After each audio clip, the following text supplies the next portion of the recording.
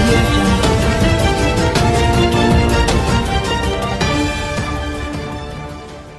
నిత్య విమర్శకుడు మహేష్ కత్తి ఈ రోజు ఎవరు ఊహించని ఆరోపణలు చేశాడు.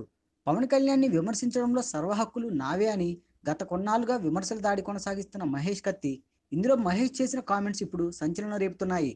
మొన్న హీరోయిన్ పూనంని ఉద్దేశించి పవన్ కళ్యాణ్ సాయంతో ఏపీ బ్రాండ్ అంబాసిడర్గా మారిందని కామెంట్ చేసిన మహేష్ ఈ రోజు ఎవరు ఊహించని వ్యాఖ్యలు చేశాడు. పూనం కౌర్, పవన్ కళ్యాణ్ ఒకే నామగోత్రాలతో తిరుపతిలో ఎందుకు పూజలు జరిపించుకున్నారు? పూనం కౌర్ సూసైడ్ ప్రయత్నం ఎందుకు చేసుకుంది?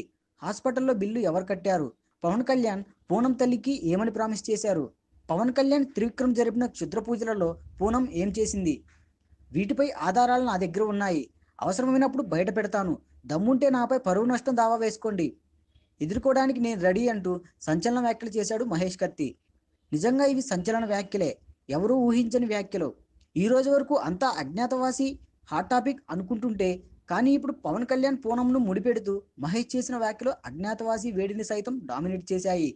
అంతేకాదు, ఈ ఆరోపణలు ఎన్నో ప్రశ్నలు లేవనెత్తాయి. మరి ఈ వ్యవహారం ముందు ముందు ఎలా ముదురుతుందో చూడాలి. ఏంటండి వీడియో నచ్చిందా? అయితే ఓ లైక్ వేసుకోండి, లేదంటే ఓ కామెంట్ చేయండి.